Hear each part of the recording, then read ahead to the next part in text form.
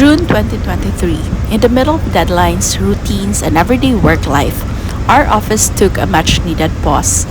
This was our team building and wellness trip.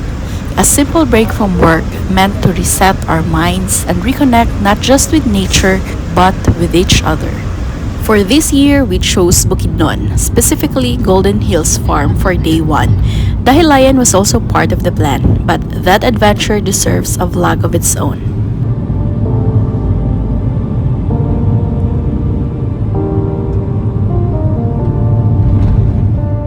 Our journey started in Cagayan de Oro, where we first dropped by the port of Misamis Oriental, Cagayan de Oro.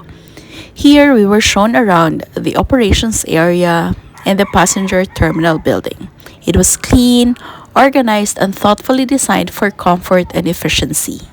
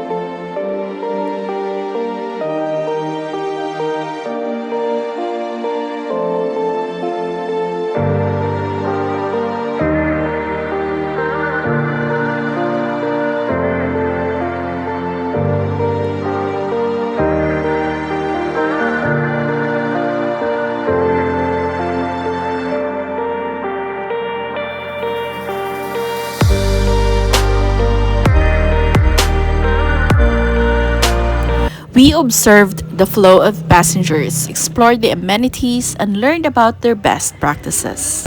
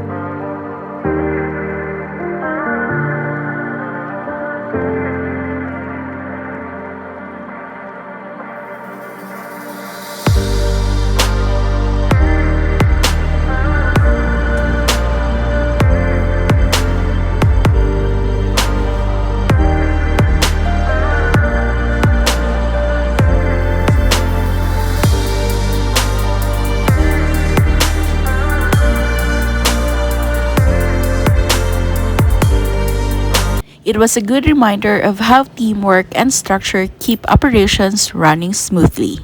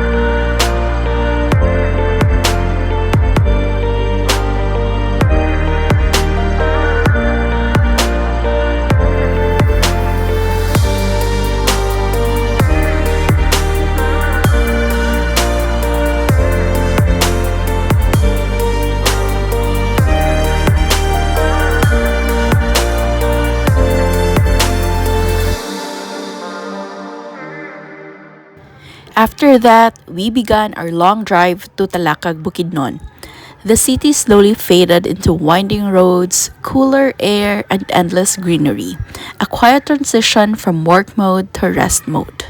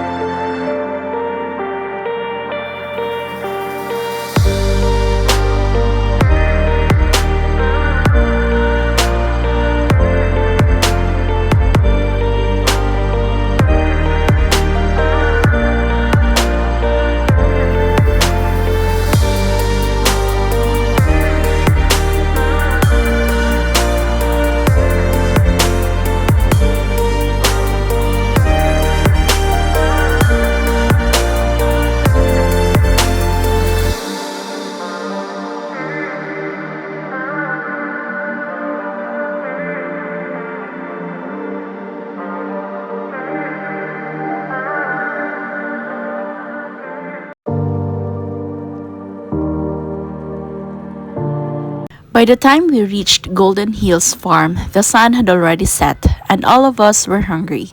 We arrived tired but excited. Dinner was already waiting for us, and honestly, we were so hungry that we forgot to take photos and videos of the spread. That alone says a lot.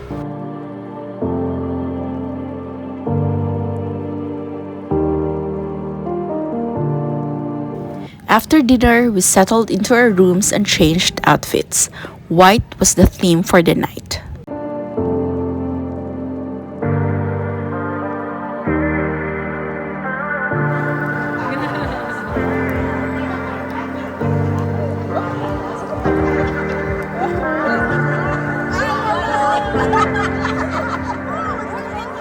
There was no signal in the area. and that made the night even better. We brought our own entertainment.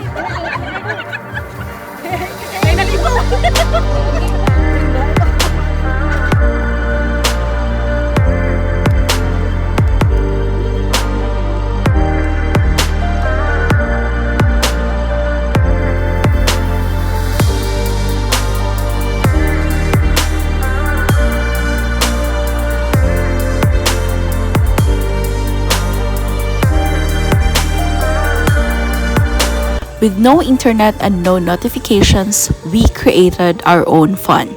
With just a laptop, speakers, and a few bottles, the night came alive. We sang our hearts out, danced freely, and laughed without hesitation.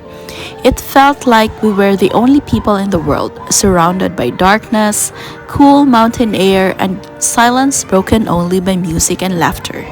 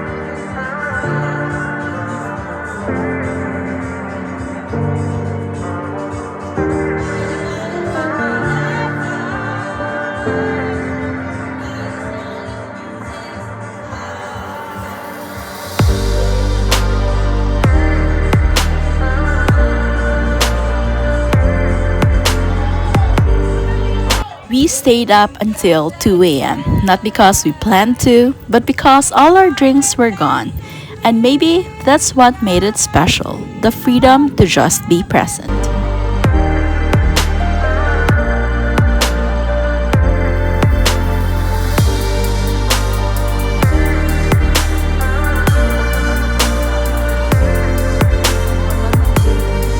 The next morning came quietly.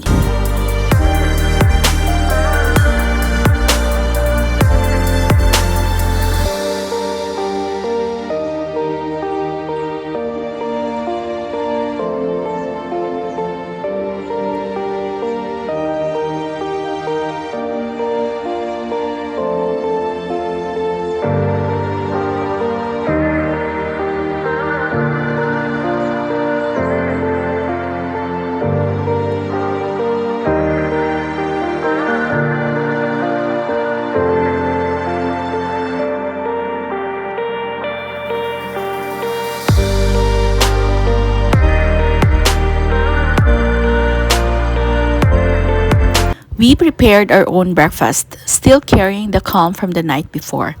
We didn't explore much. We woke up late and still had another trip ahead.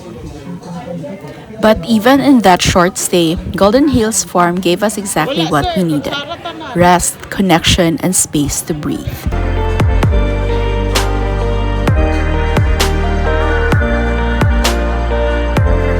After breakfast, we packed our things and prepared to leave for Dahilayan. This trip was part of our office commitment to wellness, improving teamwork, reducing stress, building trust, and reminding ourselves that work life balance is not a luxury, but a necessity. Because sometimes all it takes is stepping away to come back better. Thank you for watching. If you enjoyed this vlog, don't forget to like, share, comment, and subscribe for more adventures and everyday treasures. Bye!